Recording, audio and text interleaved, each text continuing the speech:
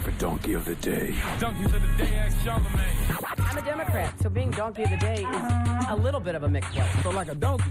Hee-haw. Okay. Donkey of the Day. The Breakfast Club, bitches. Now, I've been called a lot in my 23 years, but Donkey of the Day is a new one.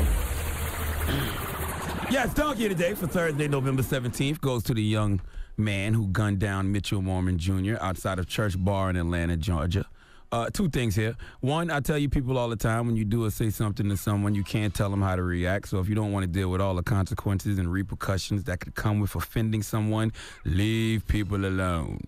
Two, I also tell you that no head of state, no president can save you the same way you can't save these hoes. That's Jesus' job. But these presidents are symbols. What they represent can unite and empower a nation or bring the morale down and divide the nation. Our president-elect is doing the latter. And now Mitchell Mormon Jr. is probably dead because of it. See, Shanita Walker told WSBT-TV that the alleged shooter uttered something disrespectful to her as she was on a date with Mitchell Mormon Jr. And as she went back into the bar, he said something disrespectful, and then Mitchell Mormon was angry and he confronted the man and they began arguing.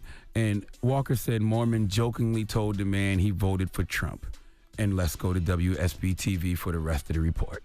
Police are searching for a suspect who murdered a father of three outside of a bar. My son did not deserve to die. He was a loving person, full of life. Mormon's mom and dad say the 32-year-old was father of three young kids.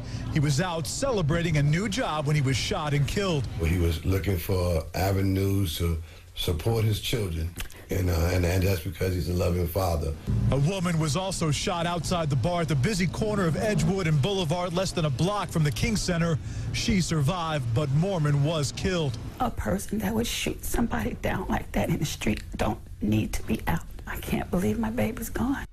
Now, I don't know if him joking about voting for Trump was what pushed this guy to kill Mitchell Norman Jr., but if that was the reason, this is what I mean when I say we don't need a president that builds walls. We need a president that builds bridges. Now, the guy who gunned down Mitchell Norman Jr. could have just been crazy. He could have been on drugs. He could have been just a troublemaker. Or he could simply be a proud Hispanic man who doesn't find it funny when people like our president-elect are directing hate speech towards Mexicans, Hispanics, and Latinos. How quickly we forget how Trump's racial incitement has incited hate crimes. Remember when the two brothers were in Boston and they beat up the Latino homeless man and they cited Trump's anti-immigrant message for doing it? And then Trump didn't even bother to distance himself from that situation. Instead, he suggested that the men were well-intentioned and that simply gotten carried away. I think his exact quote was, "I will say that people who are following me are very passionate. They love this country, and they want this country to be great again. They are passionate." What does that even mean?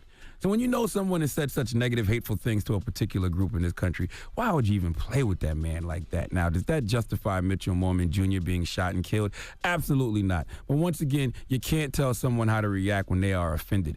But we can call them stupid for their reaction. And killing a man because they support Donald Trump, choking or otherwise, is stupid. You can't let the devil win like that. You can't let the devil get the best of you. And you must always remember to never take offense, because that which offends you only weakens you and creates the same negative energy that offended you in the first place. How many times do I have to tell y'all one of the four agreements? Okay?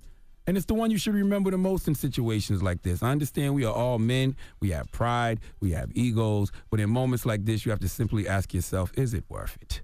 So what, he supported Trump? Let's hypothetically say he was a real Trump supporter. Is his support of Trump worth you throwing your whole life away? Huh? Absolutely not. To me, Trump supporters are terrible decision makers. They simply make poor choices in life. So this guy who killed Mitchell Mormon Jr. took offense to that, and he decided to make a poor choice too. What did I just say? Don't take offense, because when you take offense, you create the same negative energy that offended you in the first place. Poor choices beget more poor choices. Now this guy is going to spend the rest of his life in jail simply because of a poor choice. Mitchell joked about being a Trump supporter. You could have given him a nice middle finger.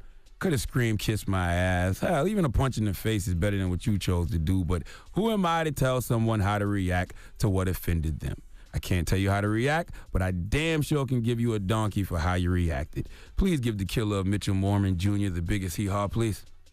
And anyone with information regarding the shooting is asked to call the Atlanta Police Homicide Unit at 4. It's homicide. I tried to pronounce it right too. You saw me, right? Did you see how I looked? I tried to pronounce it right. It's always the opposite of what you think it is. Yes. So it's homicide. There you go. Homicide It's unit. never, it's never At- homicide. It's homicide. At 404-546-4235. If you have information, reach out and touch 404-546-4235. That's the Atlanta Police Homicide Unit. Yes, you said it right. The Breakfast Club.